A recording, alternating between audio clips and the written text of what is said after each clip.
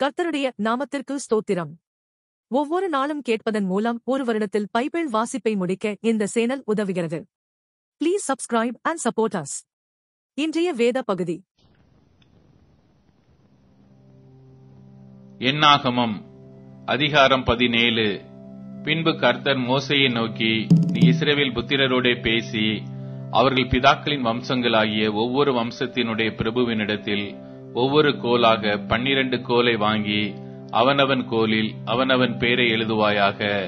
லேவியினுடைய கோலின் மேல் ஆரோனின் பெயரை எழுதக்கடவாய். அவர்களுடைய பிதாக்களின் ஒவ்வொரு வம்ச தலைவனுக்காகவும் ஒவ்வொரு கோல் இருக்க வேண்டும். அவைகளை ஆசரிப்பு கூடாரத்திலே நான் உங்களை சந்திக்கும் ஸ்தானமாகிய சாட்சி பெட்டிக்கு முன்னே வைக்க கடவாய். அப்பொழுது நான் தெரிந்து கொள்ளுகிறவனுடைய கோல் துளிர்க்கும். இப்படி இஸ்ரவேல் புத்திரர் உங்களுக்கு விரோதமாய் முறுமுறுக்கிற அவர்கள் முறுமுறுப்பை என்னை விட்டு ஒழிய பண்ணுவேன் என்றார். இதை மோசே இஸ்ரவேல் புத்திரரோடே சொன்னான். அப்பொழுது அவருடைய பிரபுக்கள் எல்லாரும் தங்கள் பிதாக்களுடைய வம்சத்தின்படி ஒவ்வொரு பிரபுவுக்கு ஒவ்வொரு கோலாக 12 கோல்களை அவனிடத்தில் கொடுத்தார்கள். ஆரோனின் கோலும் அவர்களுடைய கோல்களுடனே இருந்தது. அந்த கோல்களை மோசே சாட்சியின் கூடாரத்திலே கர்த்தருடைய சமூகத்தில் வைத்தான். மறுநாள் மோசே சாட்சியின் கூடாரத்துக்குள் பிரவேசித்த போது, இதோ லேவியின் குடும்பத்தாருக்கு இருந்த ஆரோனின் கோல் துளிர்த்திருந்தது. அது துளிர்விட்டு பூ பூத்து வாதுமை பழங்களை கொடுத்தது. அப்பொழுது மோசே கர்த்தருடைய சமூகத்தில் இருந்த அந்த கோல்களை எல்லாம் எடுத்து இஸ்ரவேல் புத்திரர் எல்லாரும் காண வெளியே கொண்டு வந்தான். அவர்கள் கண்டு அவரவர் தங்கள் தங்கள் கோல்களை வாங்கிக் கொண்டார்கள்.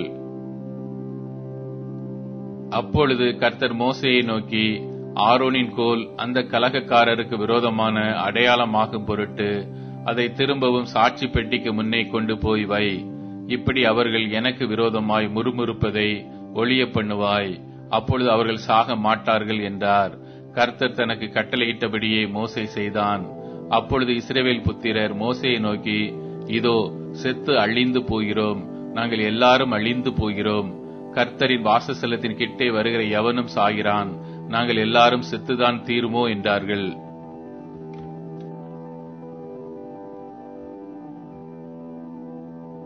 என்னாகமம் அதிகாரம் 18. பின்பு கர்த்தர் ஆரோனை நோக்கி, நீயும் உன்னோடே கூட உன் குமாரரும் உன் தகப்பன் வம்சத்தாரும் பரிசுத்த ஸ்தலத்தை பற்றிய அக்கிரமத்தை சுமக்க வேண்டும். நீயும் உன்னோடே கூட உன் குமாரரும் உங்கள் ஆசாரிய ஊழியத்தை பற்றிய அக்கிரமத்தை சுமக்க வேண்டும். உன் தகப்பனாகிய லேவியின் கோத்திரத்தாரான உன் சகோதரரையும் உன்னோடே கூடியிருக்கவும் உன்னிடத்திலே சேவிக்கவும் அவர்களை சேர்த்துக்கொள். நீயும் உன் குமாரருமோ சாட்சியின் கூடாரத்துக்கு முன் ஊழியம் செய்ய கடவீர்கள். அவர்கள் உன் காவலையும் கூடாரம் அனைத்தின் காவலையும் காக்க கடவர்கள். ஆகிலும் அவர்களும் நீங்களும் சாகாதபடிக்கு அவர்கள் பரிசுத்த ஸ்தலத்தின் பனிமுட்டுக்கள் அண்டையிலும் பலிபீட தண்டையிலும் சேராமல் உன்னோடே கூடிக்கொண்டு கூடாரத்துக்கடுத்த எல்லா பணிவிடையையும் செய்ய ஆசரிப்பு கூடாரத்தின் காவலை காக்க கடவர்கள். அந்நியன் ஒருவனும் உங்களிடத்தில் சேரக்கூடாது. இஸ்ரவேல் புத்திரர் மேல் இனி கடும் கோபம் வராதபடிக்கு நீங்கள் பரிசுத்த ஸ்தலத்தின் காவலையும் பலிபீடத்தின் காவலையும் காக்க கடவீர்கள். ஆசரிப்பு கூடாரத்தின் பணிவிடையை செய்ய கர்த்தருக்கு கொடுக்கப்பட்ட உங்கள் சகோதரராகிய லேவியரை நான் இஸ்ரவேல் புத்திரரிலிருந்து பிரித்து உங்களுக்கு தத்தமாக கொடுத்தேன். ஆகையால் நீயும் உன்னோடே கூட உன் குமாரரும் பலிபீடத்துக்கும் திரைக்கு உட்புறத்துக்கும் அடுத்த எல்லாவற்றையும் செய்யும் பொருட்டு உங்கள் ஆசாரிய ஊழியத்தை காத்து சேவிக்க கடவீர்கள். உங்கள் ஆசாரிய ஊழியத்தை உங்களுக்கு தத்தமாக அருளினேன். அதை செய்யும்படி சேருகிற அந்நியன் கொலை செய்யப்பட கடவன் என்றார். பின்னும் கர்த்தர் ஆரோனை நோக்கி, இஸ்ரவேல் புத்திரர் பரிசுத்தப்படுத்துகிறவைகளில் எல்லாம் எனக்கு ஏறெடுத்து படைக்கப்படும் படைப்புகளை காத்து கொண்டிருக்கிறீர்களே, அவைகளை உனக்கு கொடுத்தேன். அபிஷேகத்தின் நிமித்தம் அவைகளை உனக்கும் உன் குமாரருக்கும் நித்திய கட்டளையாக கொடுத்தேன். மகா பரிசுத்தமானவைகளிலே அக்கினிக்கு உட்படுத்தப்படாமல் உன்னுடையதாயிருப்பது எவையெனில், அவர்கள் எனக்கு படைக்கும் எல்லா படைப்பும், எல்லா போஜன பலியும், எல்லா பாவ நிவாரண பலியும், எல்லா குற்ற நிவாரண பலியும் உனக்கும் உன் குமாரருக்கும் பரிசுத்தமாயிருக்கும். பரிசுத்த ஸ்தலத்திலே அவைகளை புசிக்க வேண்டும். ஆண் மக்கள் யாவரும் அவைகளை புசிக்கலாம். அவைகள் உனக்கு பரிசுத்தமாயிருப்பதாக. இஸ்ரவேல் புத்திரர் ஏறெடுத்து படைக்கிறதும் அசைவாட்டுகிறதுமான அவருடைய எல்லா காணிக்கைகளின் படைப்பும் உன்னுடையவர்களாயிருக்கும். அவைகளை உனக்கும் உன் குமாரருக்கும் உன் குமாரத்திகளுக்கும் நித்திய நியமமாக கொடுத்தேன். உன் வீட்டிலே சுத்தமானவர்கள் எல்லாரும் அவைகளை புசிக்கலாம். அவர்கள் கர்த்தருக்கு கொடுக்கும் அவருடைய முதற் பலன்களாகிய உச்சிதமான எண்ணெயையும் உச்சிதமான திராட்சை ரசத்தையும் தானியத்தையும் உனக்கு உரியதாக கொடுத்தேன். தங்கள் தேசத்தில் முதற் பழுத்த பலனில் அவர்கள் கர்த்தருக்கு கொண்டு வருவதெல்லாம் உனக்கு உரியதாகும். உன் வீட்டிலே சுத்தமாய் இருப்பவர்கள் யாவரும் அவைகளை புசிக்கலாம். இஸ்ரவேலிலே சாபத்தீடாக நேர்ந்து கொள்ளப்பட்டதெல்லாம் உனக்கு உரியதாயிருக்கும். மனிதரிலும் மிருகங்களிலும் அவர்கள் கர்த்தருக்கு செலுத்தும் சமஸ்த பிராணிகளுக்குள்ளே கற்பம் திறந்து பிறக்கும் யாவும் உனக்கு உரியதாயிருக்கும். ஆனாலும் மனிதரின் முதற்பேற்றை அகத்தியமாய் மீட்க வேண்டும். தீட்டான மிருக ஜீவனின் தலையீற்றையும் மீட்க வேண்டும். மீட்க வேண்டியவைகள் 1 மாதத்திற்கு மேற்பட்டதானால் உன் மதிப்புக்கு இசைய பரிசுத்த ஸ்தலத்தின் சேக்கல் கணக்கின்படி 5 சேக்கல் பணத்தாலே அவைகளை மீட்க வேண்டும்.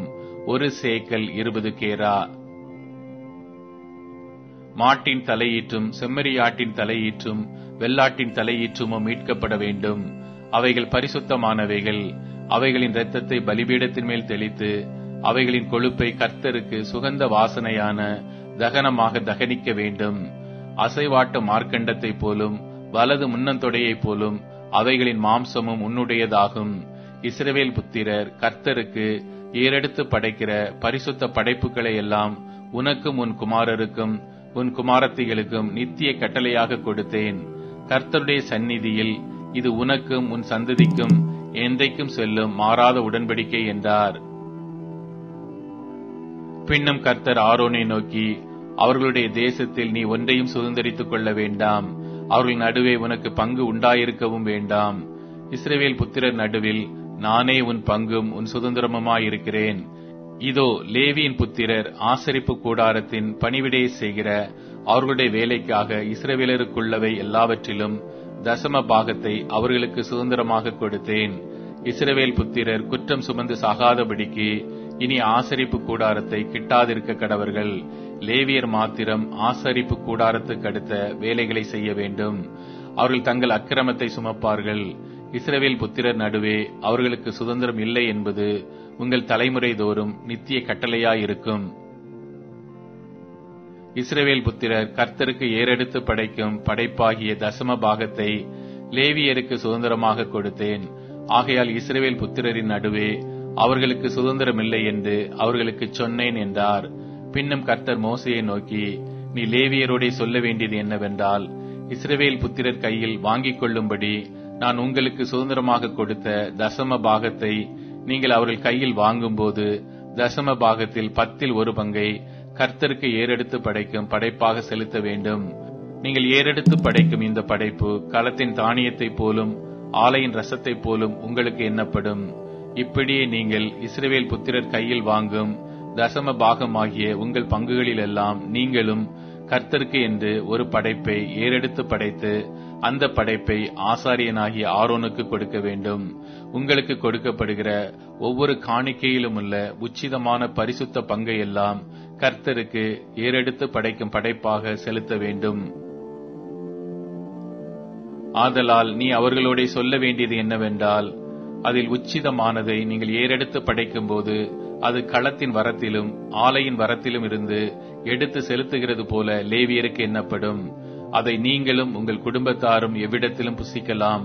அது நீங்கள் ஆசரிப்பு கூடாரத்திலே செய்யும் பணிவிடைக்கு ஈடான உங்கள் சம்பளம். இப்படி அதில் உச்சிதமானதை ஏறெடுத்து படைத்தீர்களானால் நீங்கள் அது நிமித்தம் பாவம் சுமக்க மாட்டீர்கள். நீங்கள் சகாதிருக்கும்படி இஸ்ரவேல் புத்திரரின் பரிசுத்தமானவைகளை தீட்டுப்படுத்தலாகாது என்று சொல் என்றார். ரோமர் அதிகாரம் 7. நியாயப்பிரமாணத்தை அறிந்திருக்கிறவர்களுடனே பேசுகிறேன். சகோதரரே, ஒரு மனுஷன் உயிரோடு இருக்கும் அளவும் நியாயப்பிரமாணம் அவனை ஆளுகிறதென்று அறியாமல் இருக்கிறீர்களா? அது எப்படி என்றால், புருஷனுடைய ஸ்திரீ தன் புருஷன் உயிரோடு இருக்கும் அளவும் நியாயப்பிரமாணத்தின்படியே அவனுடைய நிபந்தனைக்கு உட்பட்டிருக்கிறாள். புருஷன் மரித்த பின்பு புருஷனை பற்றிய பிரமாணத்தினின்று விடுதலையாயிருக்கிறாள். ஆகையால் புருஷன் உயிரோடு இருக்கையில் அவள் வேறொரு புருஷனை விவாகம் பண்ணினால் விபச்சாரி எனப்படுவாள். புருஷன் மரித்த பின்பு அவள் அந்த பிரமாணத்தினின்று விடுதலையானபடியால் வேறொரு புருஷனை விவாகம் பண்ணினாலும் விபச்சாரி அல்ல. அப்படி போல என் சகோதரரே, நீங்கள் மரித்தோரிலிருந்து எழுந்த கிறிஸ்து என்னும் வேறொருவருடையவர்களாகி தேவனுக்கென்று கனி கொடுக்கும்படி கிறிஸ்துவின் சரீரத்தினாலே நியாய பிரமாணத்துக்கு மரித்தவர்களானீர்கள். நாம் மாம்சத்திற்கு உட்பட்டிருந்த காலத்தில் நியாய பிரமாணத்தினாலே தோன்றிய பாவ இச்சைகள் மரணத்திற்கு ஏதுவான கனிகளை கொடுக்கத்தக்கதாக நம்முடைய அவயங்களிலே பலன் செய்தது. இப்பொழுதோ நாம் பழமையான எழுத்தின்படி அல்ல, புதுமையான ஆவியின்படி ஊழியம் செய்யத்தக்கதாக நம்மை கட்டியிருந்த நியாயப்பிரமாணத்துக்கு நாம் மரித்தவர்களாகி அதினின்று விடுதலையாக்கப்பட்டிருக்கிறோம். ஆகையால் என்ன சொல்லுவோம்? நியாயப்பிரமாணம் பாவமோ? அல்லவே. பாவம் இன்னதென்று நியாயப்பிரமாணத்தினால் நான் அறிந்தேனே அன்றி மற்றபடி அறியவில்லை. இச்சியாதிருப்பாயாக என்று நியாயப்பிரமாணம் சொல்லாதிருந்தால் இச்சை பாவம் என்று நான் அறியாமல் இருப்பேனே. பாவமானது கற்பனையினாலே சமயம் பெற்று சகலவித இச்சைகளையும் என்னில் நடப்பித்தது. நியாயப்பிரமாணம் இல்லாவிட்டால் பாவம் செத்ததாயிருக்குமே. முன்னே நியாயப்பிரமாணம் இல்லாதவனாயிருந்தபோது நான் ஜீவன் உள்ளவனாயிருந்தேன். கற்பனை வந்தபோது பாவம் உயிர் கொண்டது, நான் மரித்தவன் ஆனேன். இப்படி இருக்க ஜீவனுக்கு ஏதுவான கற்பனையே எனக்கு மரணத்துக்கு ஏதுவாயிருக்க கண்டேன். பாவமானது கற்பனையினாலே சமயம் பெற்று என்னை வஞ்சித்து அதனாலே என்னை கொன்றது. ஆகையால் நியாயப்பிரமாணம் பரிசுத்தம் உள்ளதுதான். கற்பனையும் பரிசுத்தமாயும் நீதியாயும் நன்மையாயும் இருக்கிறது. இப்படி இருக்க நன்மையானது எனக்கு மரணமாயிற்றோ? அப்படியல்ல, பாவமே எனக்கு மரணமாயிற்று. பாவம் கற்பனையினாலே மிகுந்த பாவமுள்ளதாகும்படிக்கும் அது நன்மையானதை கொண்டு எனக்கு மரணத்தை உண்டாக்கினதினாலே பாவமாகவே விளங்கும்படிக்கும் அப்படியாயிற்று. மேலும் நமக்கு தெரிந்திருக்கிறபடி நியாயப்பிரமாணம் ஆவிக்குரியதாயிருக்கிறது. நானோ பாவத்துக்கு கீழாக விற்கப்பட்டு மாம்சத்துக்குரியவனாயிருக்கிறேன். எப்படியெனில் நான் செய்கிறது எனக்கே சம்மதியில்லை. நான் விரும்புகிறதை செய்யாமல் நான் வெறுக்கிறதையே செய்கிறேன். இப்படி நான் விரும்பாததை செய்கிறவனாயிருக்க நியாயப்பிரமாணம் நல்லதென்று ஒத்துக்கொள்கிறேனே. ஆதலால் நான் அல்ல, எனக்குள் வாசமாயிருக்கிற பாவமே அப்படி செய்கிறது. அதெப்படி எனில் என்னிடத்தில், அதாவது என் மாம்சத்தில் நன்மை வாசமாயிருக்கிறதில்லை என்று நான் அறிந்திருக்கிறேன். நன்மை செய்ய வேண்டும் என்கிற விருப்பம் என்னிடத்தில் இருக்கிறது, நன்மை செய்வதோ என்னிடத்தில் இல்லை. ஆதலால் நான் விரும்புகிற நன்மையை செய்யாமல் விரும்பாத தீமையையே செய்கிறேன். அந்தப்படி நான் விரும்பாததை நான் செய்தால் நான் அல்ல, எனக்குள்ளே வாசமாயிருக்கிற பாவமே அப்படி செய்கிறது. ஆனபடியால் நன்மை செய்ய விரும்புகிற என்னிடத்தில் தீமை உண்டென்கிற ஒரே பிரமாணத்தை காண்கிறேன். உள்ளான மனுஷனுக்கேற்றபடி தேவனுடைய நியாயப்பிரமாணத்தின் மேல் பிரியமாயிருக்கிறேன். ஆகிலும் என் மனதின் பிரமாணத்துக்கு விரோதமாய் போராடுகிற வேறொரு பிரமாணத்தை என் அவயங்களில் இருக்க காண்கிறேன். அது என் அவயங்களில் உண்டாயிருக்கிற பாவ பிரமாணத்துக்கு என்னை சிறையாக்கிக் கொள்ளுகிறது. நிர்பந்தமான மனுஷன் நான். இந்த மரண சரீரத்தினின்று யார் என்னை விடுதலையாக்குவார்? நம்முடைய கர்த்தராகிய இயேசு கிறிஸ்து மூலமாய் தேவனை ஸ்தோத்தரிக்கிறேன்.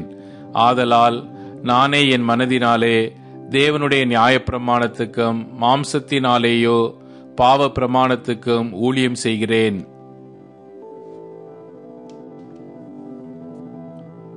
ரோமர் அதிகாரம் 8. ஆனபடியால் கிறிஸ்து இயேசுவுக்குட்பட்டவர்களாயிருந்து மாம்சத்தின்படி நடவாமல் ஆவியின்படியே நடக்கிறவர்களுக்கு ஆக்கினை தீர்ப்பில்லை. கிறிஸ்து இயேசுவினாலே ஜீவனுடைய ஆவியின் பிரமாணம் என்னை பாவம் மரணம் என்பவைகளின் பிரமாணத்தினின்று விடுதலையாக்கிற்றே. அதெப்படி எனில் மாம்சத்தினாலே பலவீனமாயிருந்த நியாயப்பிரமாணம் செய்யக்கூடாததை தேவனே செய்யும்படிக்கு தம்முடைய குமாரனை பாவ மாம்சத்தின் சாயலாகவும் பாவத்தை போக்கும் பலியாகவும் அனுப்பி மாம்சத்திலே பாவத்தை ஆக்கினைக்குள்ளாக தீர்த்தார். மாம்சத்தின்படி நடவாமல் ஆவியின்படி நடக்கிற நம்மிடத்தில் நியாயப்பிரமாணத்தின் நீதி நிறைவேறும்படிக்கே அப்படி செய்தார். அன்றியும் மாம்சத்தின்படி நடக்கிறவர்கள் மாம்சத்திற்குரியவைகளை சிந்திக்கிறார்கள், ஆவியின்படி நடக்கிறவர்கள் ஆவிக்குரியவைகளை சிந்திக்கிறார்கள். மாம்ச சிந்தை மரணம், ஆவியின் சிந்தையோ ஜீவனும் சமாதானமுமாம். எப்படி என்றால், மாம்ச சிந்தை தேவனுக்கு விரோதமான பகை. அது தேவனுடைய நியாயப்பிரமாணத்துக்கு கீழ்ப்படியாமலும் கீழ்ப்படிய கூடாமலும் இருக்கிறது. மாம்சத்துக்குட்பட்டவர்கள் தேவனுக்கு பிரியமாயிருக்க மாட்டார்கள். தேவனுடைய ஆவி உங்களில் வாசமாயிருந்தால் நீங்கள் மாம்சத்துக்குட்பட்டவர்களாயிராமல் ஆவிக்குட்பட்டவர்களாயிருப்பீர்கள். கிறிஸ்துவின் ஆவி இல்லாதவன் அவருடையவன் அல்ல. மேலும் கிறிஸ்து உங்களில் இருந்தால் சரீரமானது பாவத்தின் நிமித்தம் மரித்ததாயும் ஆவியானது நீதியின் நிமித்தம் ஜீவன் உள்ளதாயும் இருக்கும். அன்றியும் இயேசுவை மரித்தோரிலிருந்து எழுப்பினவருடைய ஆவி உங்களில் வாசமாயிருந்தால் கிறிஸ்துவை மரித்தோரிலிருந்து எழுப்பினவர் உங்களில் வாசமாயிருக்கிற தம்முடைய ஆவியினாலே சாவுக்கேதுவான உங்கள் சரீரங்களையும் உயிர்ப்பிப்பார். ஆகையால் சகோதரரே, மாம்சத்தின்படி பிழைப்பதற்கு நாம் மாம்சத்துக்கு கடனாளிகள் அல்ல. மாம்சத்தின்படி பிழைத்தால் சாவீர்கள், ஆவியினாலே சரீரத்தின் செய்கைகளை அழித்தால் பிழைப்பீர்கள். மேலும் எவர்கள் தேவனுடைய ஆவியினாலே நடத்தப்படுகிறார்களோ அவர்கள் தேவனுடைய புத்திரராயிருக்கிறார்கள். அந்தப்படி திரும்பவும் பயப்படுகிறதற்கு நீங்கள் அடிமைத்தனத்தின் ஆவியை பெறாமல் அப்பா பிதாவே என்று கூப்பிட பண்ணுகிற புத்திர சுவிகாரத்தின் ஆவியை பெற்றீர்கள். நாம் தேவனுடைய பிள்ளைகளாய் இருக்கிறோம் என்று ஆவியானவர் தாமே நம்முடைய ஆவியுடனே கூட சாட்சி கொடுக்கிறார். நாம் பிள்ளைகளானால் சுதந்திரருமாமே, தேவனுடைய சுதந்திரரும் கிறிஸ்துவுக்கு உடன் சுதந்திரருமாமே. கிறிஸ்துவுடனே கூட நாம் மகிமைப்படும்படிக்கு அவருடனே கூட பாடுபட்டால் அப்படியாகும். ஆதலால் இக்காலத்து பாடுகள் இனி நம்மிடத்தில் வெளிப்படும் மகிமைக்கு ஒப்பிடத்தக்கவைகள் அல்லவென்று எண்ணுகிறேன். மேலும் தேவனுடைய புத்திரர் வெளிப்படுவதற்கு சிருஷ்டியானது மிகுந்த ஆவலோടെ காத்து கொண்டிருக்கிறது. அதேனென்றால் சிருஷ்டியானது அழிவுக்குரிய அடிமைத்தனத்தினின்று விடுதலையாக்கப்பட்டு தேவனுடைய பிள்ளைகளுக்குரிய மகிமையான சுயாதீனத்தை பெற்றுக்கொள்ளும் என்கிற நம்பிக்கையோடே அந்த சிருஷ்டியானது சுய இஷ்டத்தினாலே அல்ல, கீழ்ப்படுத்தினவராலேயே மாயைக்கு கீழ்ப்பட்டிருக்கிறது. ஆகையால் நமக்கு தெரிந்திருக்கிறபடி இதுவரைக்கும் சர்வ சிருஷ்டியும் ஏகமாய் தவித்து பிரசவ வேதனைப்படுகிறது. அதுவும் அல்லாமல் ஆவியின் முதற் பலன்களை பெற்ற நாமும் கூட நம்முடைய சரீர மீட்பாகிய புத்திர சுவிகாரம் வருகிறதற்கு காத்திருந்து நமக்குள்ளே தவிக்கிறோம். அந்த நம்பிக்கையினாலே நாம் ரட்சிக்கப்பட்டிருக்கிறோம். காணப்படுகிறதை நம்புகிறது நம்பிக்கை அல்ல, ஒருவன் தான் காண்கிறதை நம்ப வேண்டுவதென்ன? நாம் காணாததை நம்பினோமாகில் அது வருகிறதற்கு பொறுமையோடு காத்திருப்போம். அந்தப்படியே ஆவியானவரும் நமது பலவீனங்களில் நமக்கு உதவி செய்கிறார். நாம் ஏற்றபடி வேண்டிக் கொள்ள வேண்டியது என்னதென்று அறியாமல் இருக்கிறபடியால் ஆவியானவர் தாமே வாக்கு கடங்காத பெருமூச்சுகளோடு நமக்காக வேண்டுதல் செய்கிறார். ஆவியானவர் தேவனுடைய சித்தத்தின்படி பரிசுத்தவான்களுக்காக வேண்டுதல் செய்கிறபடியால் இருதயங்களை ஆராய்ந்து பார்க்கிறவர் ஆவியின் சிந்தனை இன்னதென்று அறிவார். அன்றியும் அவருடைய தீர்மானத்தின்படி அழைக்கப்பட்டவர்களாய் தேவனிடத்தில் அன்பு கூறுகிறவர்களுக்கு சகலமும் நன்மைக்கு ஏதுவாக நடக்கிறதென்று அறிந்திருக்கிறோம். தம்முடைய குமாரன் அநேக சகோதரருக்குள்ளே முதற் பேரானவனாய் இருக்கும் பொருட்டு தேவன் எவர்களை முன்னறிந்தாரோ அவர்களை தமது குமாரனுடைய சாயலுக்கு ஒப்பாயிருப்பதற்கு முன்குறித்திருக்கிறார். எவர்களை முன்குறித்தாரோ அவர்களை அழைத்தும் இருக்கிறார். எவர்களை அழைத்தாரோ அவர்களை நீதிமான்கள் ஆக்கியும் இருக்கிறார். எவர்களை நீதிமான்கள் ஆக்கினாரோ அவர்களை மகிமைப்படுத்தியும் இருக்கிறார். இவைகளை குறித்து நாம் என்ன சொல்லுவோம்? தேவன் நம்முடைய பட்சத்தில் இருந்தால் நமக்கு விரோதமாய் இருப்பவன் யார்?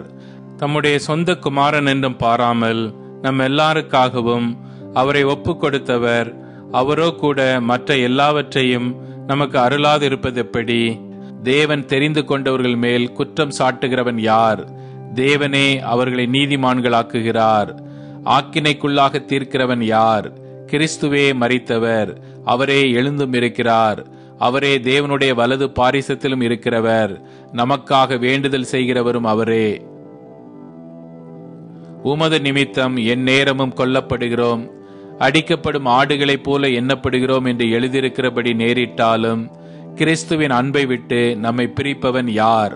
உபத்திரவமோ, வியாகுலமோ, துன்பமோ, பசியோ, நிர்வாணமோ, நாச மோசமோ, பட்டயமோ, இவை எல்லாவற்றிலேயும் நாம் நம்மில் அன்பு கூறுகிறவராலே முற்றும் ஜெயம் கொள்ளுகிறவர்களுமாயிருக்கிறோமே. மரணமானாலும் ஜீவனானாலும் தேவ தூதர்களானாலும் அதிகாரங்களானாலும் வல்லமைகளானாலும் நிகழ் காரியங்களானாலும் வரும் காரியங்களானாலும் உயர்வானாலும் தாழ்வானாலும் வேறு எந்த சிருஷ்டியானாலும் நம்முடைய கர்த்தராகிய கிறிஸ்து இயேசுவில் உள்ள தேவனுடைய அன்பை விட்டு நம்மை பிரிக்க மாட்டாதென்று நிச்சயித்திருக்கிறேன். சங்கீதம் அதிகாரம் 68. தேவன் எழுந்தருளுவார், அவருடைய சத்துருக்கள் சிதறுண்டு அவரை பகைக்கிறவர்கள் அவருக்கு முன்பாக ஓடி போவார்கள். புகை பறக்கடிக்கப்படுவது போல அவர்களை பறக்கடிப்பீர். மெழுகு அக்கினிக்கு முன் உருகுவது போல துன்மார்க்கர் தேவனுக்கு முன் அழிவார்கள். நீதிமான்களோ தேவனுக்கு முன்பாக மகிழ்ந்து களி கூர்ந்து ஆனந்த சந்தோஷம் அடைவார்கள். தேவனை பாடி அவருடைய நாமத்தை கீர்த்தனம் பண்ணுங்கள். வனாந்தரங்களில் ஏறி வருகிறவருக்கு வழியை ஆயத்தப்படுத்துங்கள். அவருடைய நாமம் யெகோவா, அவருக்கு முன்பாக களி கூறுங்கள். தம்முடைய பரிசுத்த வாசஸ்தலத்தில் இருக்கிற தேவன் திக்கற்ற பிள்ளைகளுக்கு தகப்பனும் விதவைகளுக்கு நியாயம் விசாரிக்கிறவருமாயிருக்கிறார். தேவன் தனிமையானவர்களுக்கு வீடு வாசல் ஏற்படுத்தி கட்டுண்டவர்களை விடுதலையாக்குகிறார். துரோகிகளோ வறண்ட பூமியில் தங்குவார்கள். தேவனே, நீர் உம்முடைய ஜனங்களுக்கு முன்னே சென்று அவாந்தர வெளியிலே நடந்து வருகையில் சேலா. பூமி அதிர்ந்தது, தேவனாகிய உமக்கு முன்பாக வானமும் பொழிந்தது. இஸ்ரவேலின் தேவனாயிருக்கிற தேவனுக்கு முன்பாகவே இந்த சீனாய் மலையும் அசைந்தது. தேவனே, சம்பூர்ண மழையை பெய்ய பண்ணினீர். இளைத்து போன உமது சுதந்திரத்தை திடப்படுத்தினீர். உம்முடைய மந்தை அதிலே தங்கி இருந்தது. தேவனே, உம்முடைய தயையினாலே ஏழைகளை பராமரிக்கிறீர். ஆண்டவர் வசனம் தந்தார், அதை பிரசித்திப்படுத்துகிறவர்களின் கூட்டம் மிகுதி. சேனைகளின் ராஜாக்கள் தத்தளித்து ஓடினார்கள். வீட்டிலிருந்த ஸ்திரீயானவள் கொள்ளை பொருளை பங்கிட்டாள். நீங்கள் அடுப்பின் அடியில் கிடந்தவர்களாயிருந்தாலும் வெள்ளியால் அலங்கரிக்கப்பட்ட புறாச்சிறகுகள் போலவும் பசும் பொன் நிறமாகிய அதன் இறகுகளின் சாயலாகவும் இருப்பீர்கள். சர்வ வல்லவர் அதில் ராஜாக்களை சிதறடித்த போது அது சல்மோன் மலையின் உறைந்த மலை போல் வெண்மையாயிற்று. தேவ பர்வதம் பாசான் பர்வதம் போல் இருக்கிறது. பாசான் பர்வதம் உயர்ந்த சிகரங்கள் உள்ளது. உயர்ந்த சிகரமுள்ள பர்வதங்களே, ஏன் துள்ளுகிறீர்கள்? இந்த பர்வதத்தில் வாசமாயிருக்க தேவன் விரும்பினார். ஆம், கர்த்தர் இதிலே என்றென்றைக்கும் வாசமாயிருப்பார். தேவனுடைய ரதங்கள் 10,000ங்களும் 1000,000ங்களுமாயிருக்கிறது. ஆண்டவர் பரிசுத்த ஸ்தலமான சீனாயில் இருந்த வண்ணமாய் அவைகளுக்குள் இருக்கிறார். தேவரீர் உன்னதத்திற்கு ஏறி சிறைப்பட்டவர்களை சிறையாக்கி கொண்டு போனீர். தேவனாகிய கர்த்தர் மனுஷருக்குள் வாசம் பண்ணும் பொருட்டு துரோகிகளாகிய மனுஷர்களுக்காகவும் வரங்களை பெற்றுக்கொண்டீர். என்னாலும் ஆண்டவருக்கு ஸ்தோத்திரம் உண்டாவதாக. நம்மேல் பாரம் சுமத்தினாலும் நம்மை ரட்சிக்கிற தேவன் அவரே. சேலா. நம்முடைய தேவன் ரட்சிப்பை அருளும் தேவனாயிருக்கிறார். ஆண்டவராகிய கர்த்தரால் மரணத்திற்கு நீங்கும் வழிகள் உண்டு. மெய்யாகவே தேவன் தம்முடைய சத்துருக்களின் சிரசையும் தன் அக்கிரமங்களில் துணிந்து நடக்கிறவனுடைய மயிருள்ள உச்சந்தலையையும் உடைப்பார். உன் கால்கள் சத்துருக்களின் இரத்தத்தில் பதியும்படியாகவும் உன் நாய்களின் நாவு அதை நக்கும்படியாகவும் என்னுடைய ஜனத்தை பாசானிலிருந்து திரும்ப அழைத்து வருவேன், அதை சமுத்திர ஆழங்களிலிருந்தும் திரும்ப அழைத்து வருவேன் என்று ஆண்டவர் சொன்னார். தேவனே, உம்முடைய நடைகளை கண்டார்கள். என் தேவனும் என் ராஜாவும் பரிசுத்த ஸ்தலத்திலே நடந்து வருகிற நடைகளையே கண்டார்கள். முன்னாக பாடுகிறவர்களும் பின்னாக வீணைகளை வாசிக்கிறவர்களும் சுற்றிலும் தம்புரு வாசிக்கிற கன்னிகைகளும் நடந்தார்கள். இஸ்ரவேலின் ஊற்றிலிருந்து தோன்றினவர்களே, சபைகளின் நடுவே ஆண்டவராகிய தேவனை ஸ்தோத்திரியுங்கள். அங்கே அவர்களை ஆளுகிற சின்ன பென்யமீனும் யூதாவின் பிரபுக்களும் அவர்கள் கூட்டமும் செபுலோனின் பிரபுக்களும் நப்தலியின் பிரபுக்களும் உண்டு. உன் தேவன் உனக்கு பலத்தை கட்டளையிட்டார்.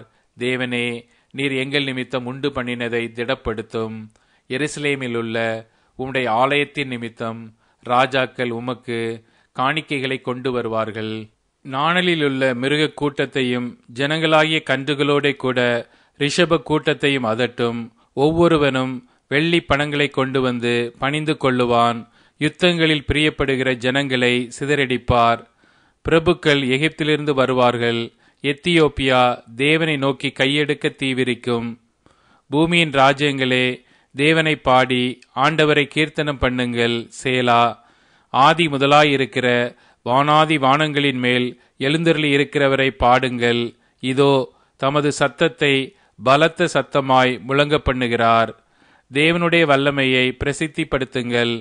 அவருடைய மகிமை இஸ்ரவேலின் மேலும் அவருடைய வல்லமை மேக மண்டலங்களிலும் உள்ளது. தேவனே, உமது பரிசுத்த ஸ்தலங்களிலிருந்து பயங்கரமாய் விளங்குகிறீர். இஸ்ரவேலின் தேவன் தம்முடைய ஜனங்களுக்கு பலனையும் சத்துவத்தையும் அருளுகிறார். தேவனுக்கு ஸ்தோத்திரம் உண்டாவதாக.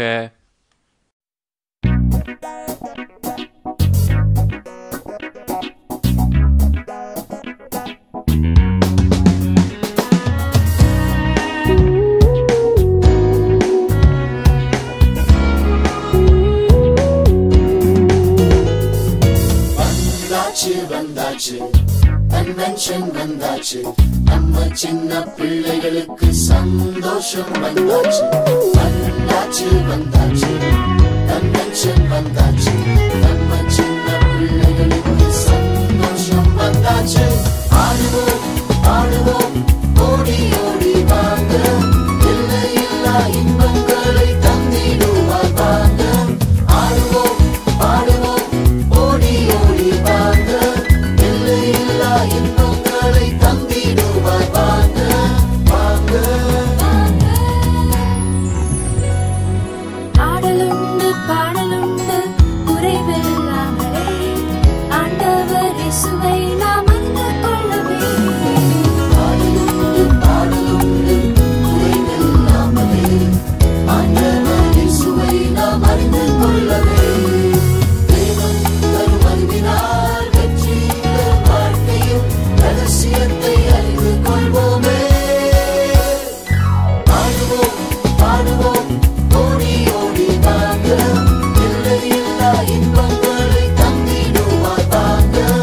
ஆடுவோம் பாடுவோம் ஓடி ஓடி வாங்க, எல்லையில்லா இன்பங்களை தந்திடுவார் வாங்க வாங்க. இப்போதும் வெற்றிதானே, இயேசு தரும் வாழ்விலே இனியாக செயல்படுவார் என்றும் தந்திடுவார். எப்போதும் வெற்றிதானே, இயேசு தரும் வாழ்விலே இனியாக செயல்படுவார் என்றும் தந்திடுவார். இயேசு தரும் பலத்தினால் எப்போதும் வெற்றியே, இனி வாழ்வெல்லாம் வெற்றி வெற்றியே. ஆடுவோம் ஆடுவோம் ஓடி ஓடி வாங்க, எல்லையில்லா இன்பங்களை தந்திடுவார் வாங்க. ஆடுவோம் ஆடுவோம் ஓடி ஓடி வாங்க, எல்லையில்லா இன்பங்களை தந்திடுவார் வாங்க வாங்க. வந்தாச்சு வந்தாச்சு கன்வென்ஷன் வந்தாச்சு, நம்ம சின்ன பிள்ளைகளுக்கு சந்தோஷம் வந்தாச்சு. வந்தாச்சு வந்தாச்சு கன்வென்ஷன் வந்தாச்சு, நம்ம சின்ன பிள்ளைகளுக்கு சந்தோஷம் வந்தாச்சு. 2024 ஆண்டின் பெந்தகோஸ்தே மிஷனின் வருடாந்திர கன்வென்ஷன் மார்ச் 6 முதல் 10 வரை நடைபெறும். உங்கள் அனைவரையும் சென்னை இரும்புலியூர் வருமாறு வரவேற்கிறோம். இப்போது tune in, Spotify, Amazon music மற்றும் யூடியூப் மியூசிக் ஆகியவற்றில் நமது பைபிள் 365 சேனல் கிடைக்கிறது. ஃபாலோ பண்ணுங்க.